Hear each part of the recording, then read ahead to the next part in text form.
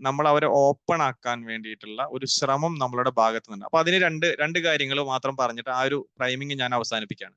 അതിൽ ഒന്നാമത്തെ കാര്യമാണ് ക്രെഡിബിലിറ്റി എന്ന് പറയുന്നത്. അതായത് ക്ലാസ് എടുക്കുന്ന ആളെ കുറിച്ചിട്ട് കൃത്യമായിട്ടുള്ള ഒരു ബോധ്യം ട്രെയിനീസിന് ഉണ്ടാവും. ഇതാരാണ് ആള് എന്നുള്ളതും, അതേപോലെ തന്നെ അതാണ് ക്രെഡിബിലിറ്റി എന്ന് പറയുന്നത്. ഇയാൾ ആരാണ്, ഇയാൾ എന്താണ്, ഇയാളുടെ ക്വാളിഫിക്കേഷൻ എന്താണ്, ഇയാൾ എവിടെ നിന്ന് വരുന്നു, അതേപോലെ തന്നെ ഇയാൾ എന്തൊക്കെ അച്ചീവ്മെന്റുകളാണ് നേടിയിട്ടുള്ളത്. അപ്പോ ഇത് എന്നെ പഠിപ്പിക്കാൻ ആളിത് ഓക്കെയാണ്, ആൾക്ക് ഈ ഒരു വിഷയത്തിൽ നല്ല അറിവുണ്ട് എന്നുള്ള ഒരു ക്രെഡിബിലിറ്റി രൂപപ്പെടുത്തുന്നത് ഒരു അവിടെ ഇരിക്കുന്ന ആളുകളിൽ ഒരു കോൺഫിഡൻസ് രൂപപ്പെടുത്താൻ കാരണം. നമ്പർ 1. സെക്കൻഡ് വൺ എന്ന് പറയുന്നത് വാംത്ത് ആണ്. വാംത്ത് എന്ന് പറഞ്ഞു കഴിഞ്ഞാല് ഈ എടുക്കുന്ന ആളും അതേപോലെ തന്നെ അവിടെ സംസാരിക്കുന്ന ട്രെയിനീസും തമ്മിലുള്ള ഒരു കണക്ഷൻ രൂപപ്പെടണം.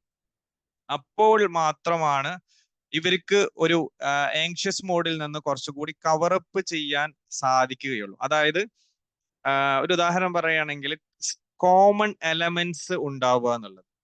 കോമൺ എലമെന്റ്സ് എന്ന് പറയുന്ന സമയത്ത് ഒരു ഉദാഹരണം പറയുകയാണെങ്കിൽ, ഇപ്പൊ ഞാൻ തൃശ്ശൂർ ഉള്ള ഒരാളാണ്. അപ്പൊ ഞാൻ എൻ്റെ സ്ഥലം പറയുന്ന സമയത്ത് തൃശ്ശൂരുള്ള ആരെങ്കിലും ഉണ്ടെങ്കിൽ അവിടെ എന്തായി, ഒരു കോമൺ എലമെന്റ് വന്നു.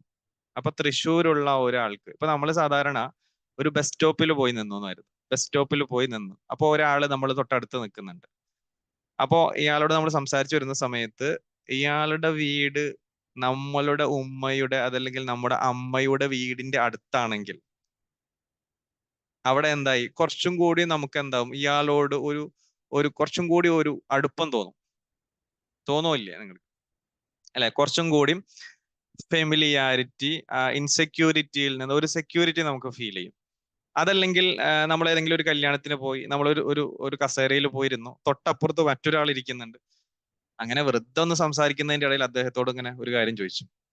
അപ്പൊ അദ്ദേഹം പറഞ്ഞു, ഞാൻ ഇന്ന ആളുടെ മകനാണ്. അപ്പൊ സത്യം പറഞ്ഞു കഴിഞ്ഞാൽ ഇദ്ദേഹം നമ്മളുടെ ഒരു റിലേറ്റീവ് ആയിട്ട് വരും. അപ്പൊ അത്രയും നേരം നമ്മളൊരു 10 മിനിറ്റ് അവിടെ അദ്ദേഹത്തോട് മിണ്ടാതിരുന്നതാണ്. പക്ഷെ അവിടെ ഇരിക്കുന്ന സമയത്ത് നമുക്ക് അൺകംഫർട്ടബിൾ ഫീൽ ചെയ്തിട്ടുണ്ടാവും അത്രയും നേരം, ഒരു 10 മിനിറ്റ്.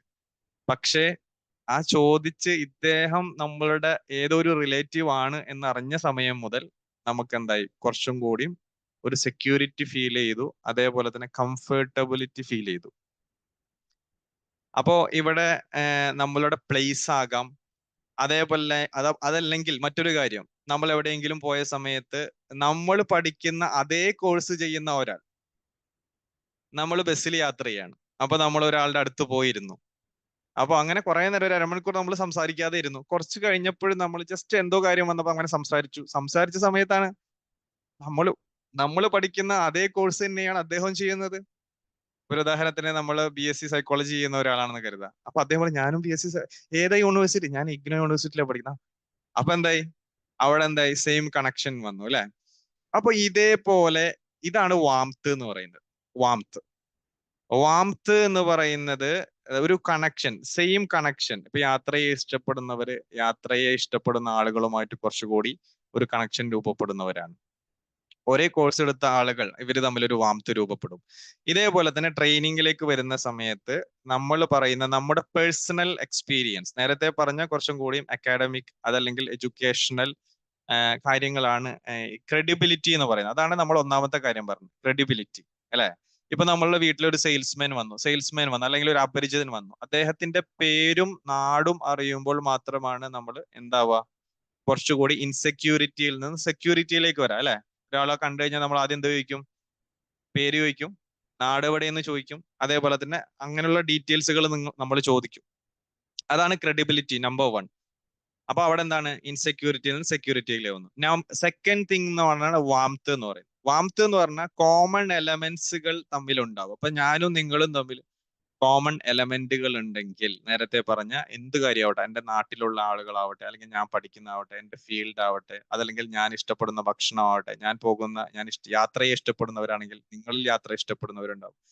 അപ്പോൾ നമ്മൾ ട്രെയിനിങ് നമ്മൾ സ്റ്റാർട്ട് ചെയ്യുന്ന സമയത്ത് ഒരു വാംത്ത് രൂപപ്പെടുത്തുക. അപ്പൊ 2 കാര്യങ്ങളാണ് പ്രൈമിങ്ങിൽ നമ്മൾ പറഞ്ഞത്. ഒന്ന് ക്രെഡിബിലിറ്റി, മറ്റൊന്ന് വാംത്ത്.